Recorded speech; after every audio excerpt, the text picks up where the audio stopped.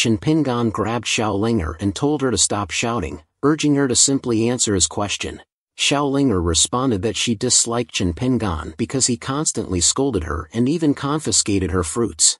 Frowning, Chen Pingan promised Xiaolinger that he would no longer scold her and asked her to tell him that she liked him. Angry, Xiaolinger refused to admit that she liked him. Just then, Zhang Yusin interrupted and called out to Chen Pingan, muttering about the lively commotion early in the morning and wondering if anything good had happened. Xiaolinger clung to Zhang Yusin and told Chen Pingan that she only liked Zhang Yusin. Irritated, Chen Pingan realized that it had only been a few days since Xiaolinger quickly switched sides. Zhang Yusin reassured Xiaolinger, saying that this was considered quite good because someone had asked her whether she liked him or not, and she wasn't that lucky. Blushing, Chen Pingan stuttered, informing them that he was going to leave. Meanwhile, in Qingyuan town at Canbao Pharmacy, a stranger told a boy that he was working hard that day and asked what he was reading. The boy answered that he recently found a medical book to read, but the content was strange. He informed his master that the man in the book was a wandering doctor who could cure any disease. However, the only thing he couldn't cure was a man who liked another man, and the male protagonist was competitive, refusing to give up until he was cured. He informed his master that, at the end of the story, the protagonist was also infected. Distressed, the master wondered if the boy was sure it was a medical book. The boy informed his master that the title of the book was Dragon Yang's Goodness, and he asked if such a disease existed in reality. The master responded that there were records about the disease and it could be around them, proving tricky to handle. Chen Pingan arrived and greeted the master, asking how their business had been recently. Surprised, the master wondered if Chen Pingan was sick. Chen Pingan thought that if he hadn't known he was a doctor, he would have gotten angry. He informed the master that he came just to chat with him and asked the master if he liked him. The master told Chen Pingan that he liked him because Chen Pingan was willing to help the people in the town and was kind to others. He realized the book the boy had read and asked Chen Pingan if the like he meant was decent. Chen Pingan retorted that it was a little decent. The master retreated and informed Chen Pingan that he was not only sick but also had an odd taste. The master ran off, asking his disciple to take care of Chen Pingan. Stunned, Chen Pingan thought that he only wanted to earn points and wondered what the old man was thinking. Chen Pingan turned towards the boy and thought that he was young and shouldn't have any strange ideas. He asked the boy if he liked him. Terrified, the boy asked Chen Pingan not to come near him. The boy ran and told Chen Pingan that he wouldn't fall for his trick. Chen Pingan was stunned by what happened. Subsequently, a system message popped up, stating that the preparation for the second level was complete. Meanwhile, in Danshan Kingdom, Chen Pingan's transfer succeeded. Feeling despair and wanting to die, he not only failed to see his points, but he was also misunderstood in an unusual direction. He wondered how he could return to town. He started to believe that the system might have cheated. However, the system informed Chen Pingan that the acquisition method was his choice and had nothing to do with the system. Another message appeared, stating that it served him right. Chen Pingan retorted that he didn't know people would think that way. Mumbling to himself, he realized that if he asked around again, the genre of the manhwa would have to change. Chen Pingan opened the system to look at his task. According to the system, Chen Pingan's name in that kingdom was Zhendanteng. With that name, he would join the Danyuan sect, and most people in the sect would admire him for his alchemical skills. If the task was completed, Chen Pingan would be rewarded with a major realm and a special gift. Sighing, Chen Pingan acknowledged that the task was alchemy-focused. He mumbled that he should first find someone who understood the local situation. Suddenly, he heard someone yell, "Stop!" A group of girls was chasing a young man, telling him he wouldn't be able to escape and asking him to stop. The stranger halted, realizing he had run the wrong way and that there was a dead end in front of him. Chen Pingan asked the stranger if he needed help. He recognized that he was worried about how to approach people and saw an opportunity. The stranger thought Chen Pingan had arrived at the perfect time. He asked Chen Pingan for help. Quickly obliging, Chen Pingan summoned a bronze sword and mumbled that he couldn't stand by and watch violence in the street. Blushing, he realized that the situation was different from what he had imagined. One of the girls said that she wanted Mr. Wan to clarify that time, and another girl retorted that she needed an answer. The girls all said simultaneously that Mr. Wan should pick one of them. Confused, Chen Pingan left, mumbling that the situation wasn't something he could help with. He asked the stranger how he had managed that situation.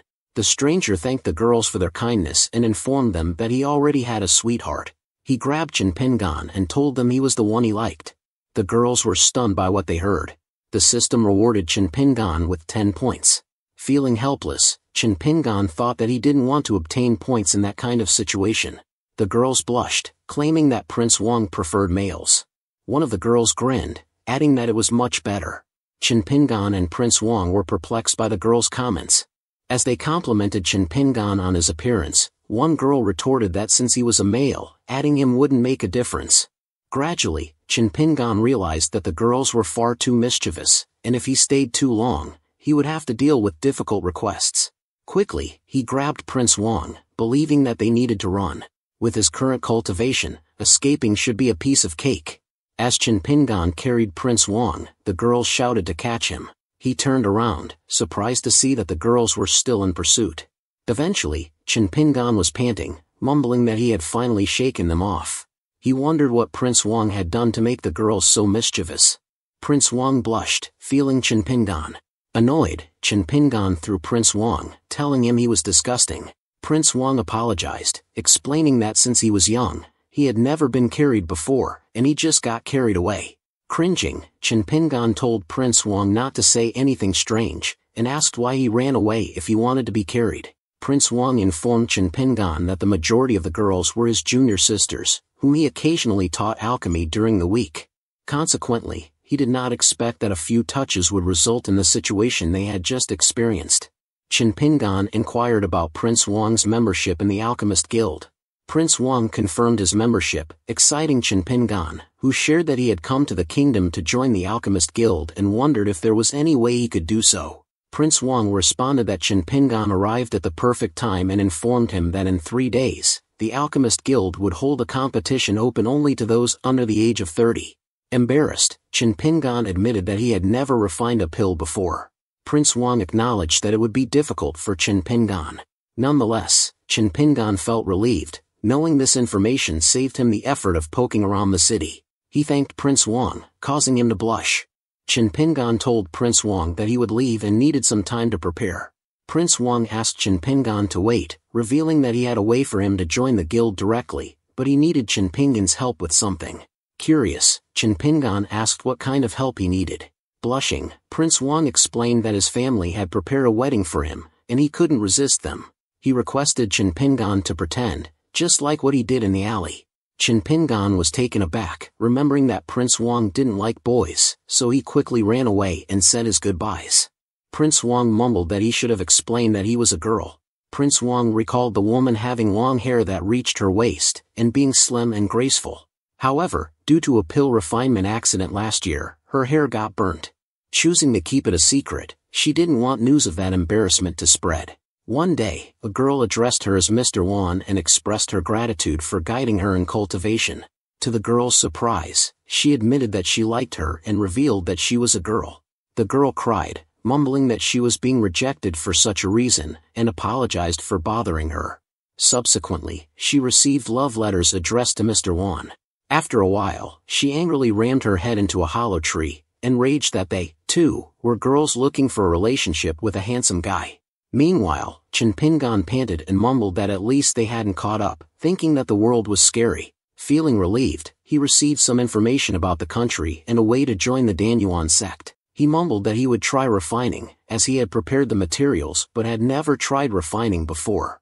Chin Pingan realized that he didn't have a place for a pill furnace and a stove, and thought that Elder Gong must have one in the new sect. He asked the system to send him back. After some time, Chin Pingan arrived at the new sect and wondered if he had come to the wrong place. To his surprise, he saw many people gathered around the gate of the Peace sect. A young man was enraged, mumbling that he had been waiting all day for Morong Su to come out and declare that he was an imperial prince, adding that the sect was too aggravating. One of the strangers reprimanded him, saying that the imperial prince must be embarrassed, and that he could leave if he didn't want to wait. The imperial prince noticed the prince and princess of the most powerful empire approaching. Xin Lengxiu thought that, whether in terms of status or strength, they couldn't reach half of his level, and wondered how they could pursue Morong Su. Chin Pingan greeted Xin Lengxiu. Xin Lengxiu grinned creepily, thinking that a villager dared to come to him, and that they were just a bunch of small fry. Jinxiao warned Jinlongxiu to keep his smile in check because it was crude. Fuming, Jinxiao told Jinlongxiu that contacting Morong-su hadn't been easy and reminded him that he needed to restrain himself a little. Jinlongxiu nodded in agreement. Chen Pingan asked Jinlongxiu if they were Morong-su's friends and wondered if they would also enter the sect. Jinlongxiu yelled at Chen Pingan, asserting that it was none of his business. Furious, Jinxiao punched Jinlongxiu and told him to speak properly. Subsequently, she apologized to Chen Pingan, explaining that her brother hadn't taken his medicine that day and mentioning that she was Morong-su's friend. Chen Pingan informed them he was about to summon someone to open the gates and invited them to enter together. Curious, Jinlongxiu wondered if Chen Pingan might have a high status and a special way to contact someone inside the sect. However, Chen Pingan simply yelled, calling out for Grandpa Morong and Morong-su, asking if anyone was inside. At this point, Jinlongxiu began to suspect that Chen Pingan might be somewhat foolish. The Imperial Prince informed Chen Pingan that he must be new, and that he wouldn't be able to make Morong-su come out even if he shouted. Unexpectedly, Morong-su appeared to greet Chen Pingan just as the gate opened. Blushing, the Imperial Prince couldn't believe that Chen Pingan had managed to coax Morong-su out. As Morong-su proceeded to talk to Chen Pingan, the Imperial Prince, along with the other suitors, presented her with bouquets of flowers and invited her to dinner.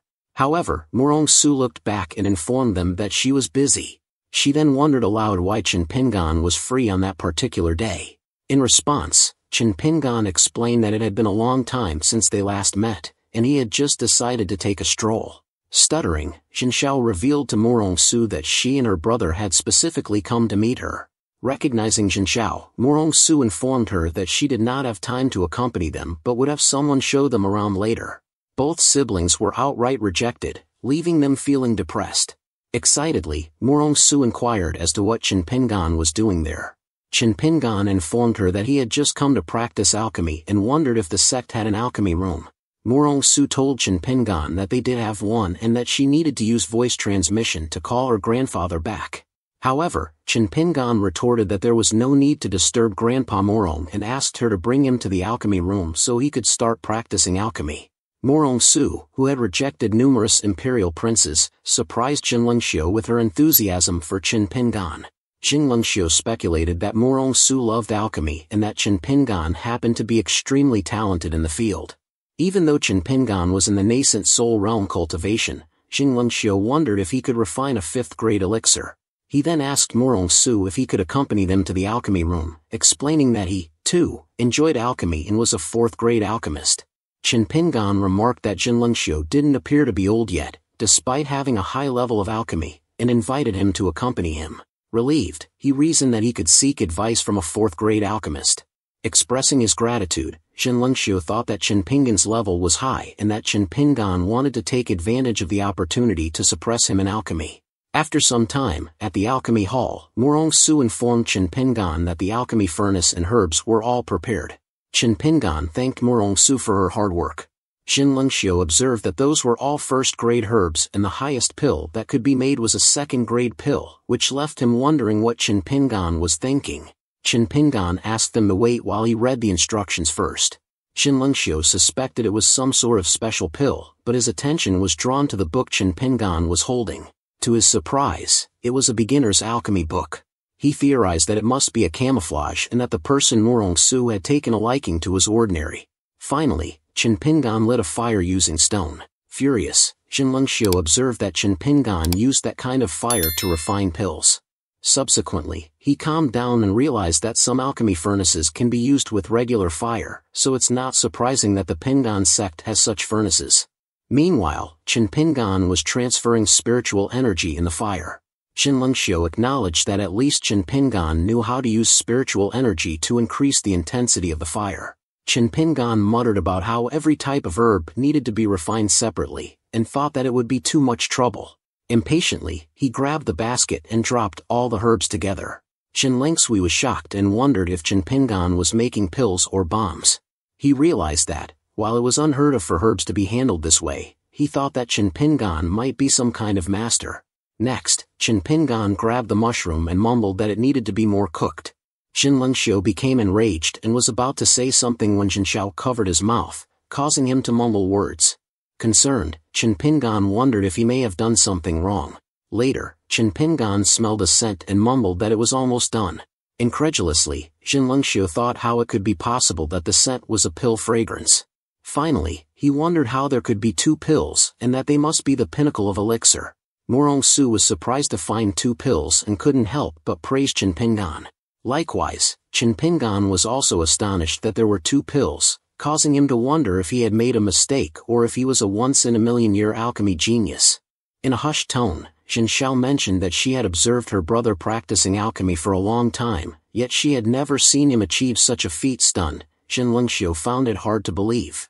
Worried, Jin Xiao speculated that her brother's brain might have been overloaded. Feeling dejected, Jin Lengxiu considered the possibility that Chen Pingan had used some trick to produce 2 pills, as his alchemy approach was unprecedented. Soon after, Grandpa Morong arrived and called for Chen Pingan. Jin Lengxiu greeted him, but Grandpa Morong curtly replied that he wasn't interested, leaving Jin Lengxiu feeling dismissed. Grandpa Morong informed Chen Pingan that he should have notified them about his visit. Chen Pingan responded that he had only come to town for a minor matter and hadn't planned anything. Grandpa Morong expressed concern about someone wanting to meet with him and not wanting to bother Chen Pingan. Jin Lengxiu speculated that the 2 men they were discussing must be immortals because of their immense power, and he wondered if the Pingan sect was supported by immortals. Confused, Chen Pingan inquired if the 2 men were looking for him. Upon greeting Chen Pingan, the 2 men noticed the aura of the bronze sword. Previously, Chen Yanming had sought help from one of the 10 immortal lords. The immortal lord had vowed to eliminate anyone who dared to challenge him, but both he and Chen Yanming were ultimately punished by the bronze sword. The immortal lord commended Chen Pingan on his exceptional temperament, remarking that one could easily recognize him and questioning how someone capable of wielding the bronze sword could be ordinary. Grandpa Morong informed Chen Pingan that the 2 men had caused trouble during the opening ceremony but had since repented, promising to open additional branches for the sect. Chen Pingan acknowledged their repentance and improvement. He surmised that, since they had formed a brotherhood with Grandpa Morong, they must be quite powerful. Jin Lengxiu, however, felt enraged that even the immortals were addressing Chen Pingan as a senior and concluded that his cultivation must be fraudulent. Deciding to postpone further discussions, Chen Pingan focused on practicing alchemy and produced another pill that yielded 2 more pills.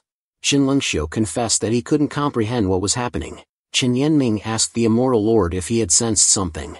The immortal lord speculated that Chen Pingan had suppressed the medicine's potency to avoid frightening people, which had downgraded the elixir in the furnace from a high-quality one to 2 lower-quality ones. Chen Yanming struggled to understand how Tier 1 spiritual herbs could be used to create high-quality elixirs. The immortal lord explained that such a process was theoretically possible, even in the immortal realm, by replenishing the spiritual energy of herbs while cleansing them. This approach continuously purifies and replenishes spiritual energy but requires a tremendous amount of energy to execute. Thus, the immortal lord marveled at the miracle they had just witnessed.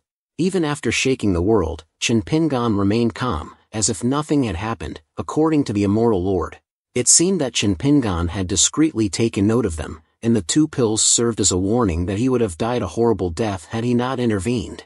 Meanwhile, Chen Pingan was sweating, wondering why there were 2 pills, since the manual didn't mention anything about it. Curious, he asked if they had noticed any problems. Jin Lengxiu, flustered, bowed and told Chen Pingan that he had benefited greatly. Chen Pingan, perplexed, wanted to know how Jin Lengxiu had benefited and asked him to teach him. He then reasoned that, based on their reactions, there should be no problem with the alchemy evaluation in a few days. At this point, Grandpa Morong asked Jin Lengxiu and Jin Xiao what they were doing there. Jin Lengxiu replied that he had come to visit, and Grandpa Morong promptly ordered them to leave. Jin Xiao, fuming, accused Jin Lengxiu of being too cowardly. However, Jin Lengxiu retorted that Chen Pingan was too frightening, and their empire couldn't afford to offend any mountain sect, especially with the presence of 2 immortals. Furious, he questioned why Jin Xiao claimed to have a good relationship with Morong Su when it didn't appear to be the case. Jin Xiao explained that she had met Morong Su with other sect members but hadn't seen her since.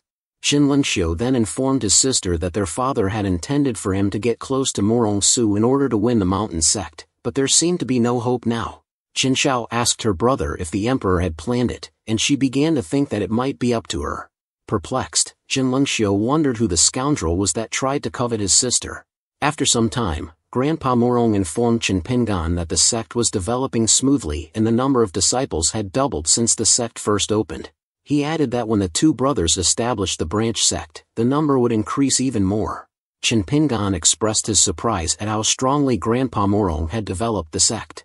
Grandpa Morong responded that Chen Pingan was too polite, as the entire sect was built on the foundation laid by Chen Pingan, and their current achievements were also due to him. Chen Pingan felt awkward, thinking that he hadn't done anything except pick the name. However, since he was there, he decided to try to brush up on some points. He believed that Grandpa Morong and the others were reasonable and wouldn't think strangely of him. Chen Pingan then told everyone that he had recently developed a technique to improve qi and asked if they wanted to try it. Morong Su, intrigued, inquired about their intentions. Chen Pingan first explained that he would ask them questions, and they would only have to answer with a simple yes or no. Subsequently, he proceeded to ask them if they liked him.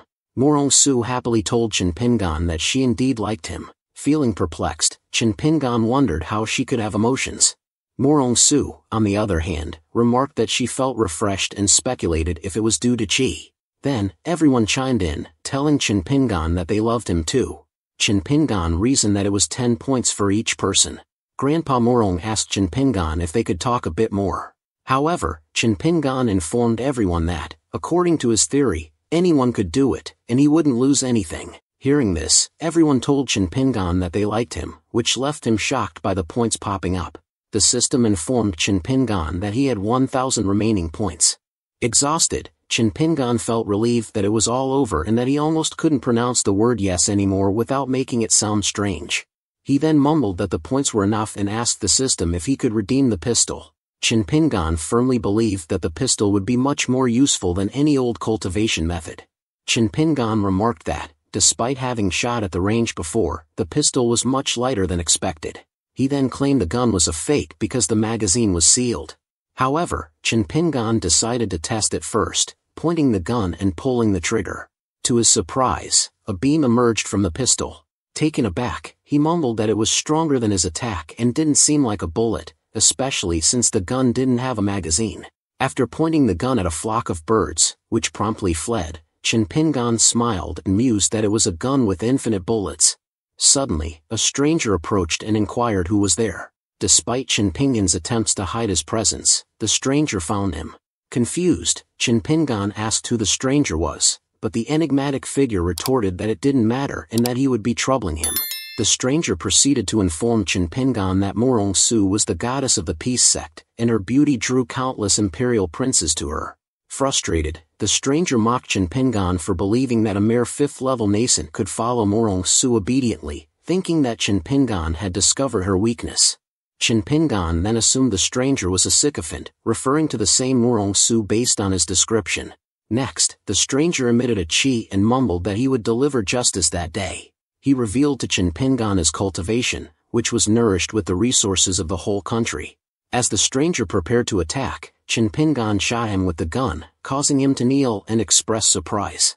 Chen Pingan mumbled that it didn't matter what kind of concealed weapon he had and asked the stranger if he was usually brave.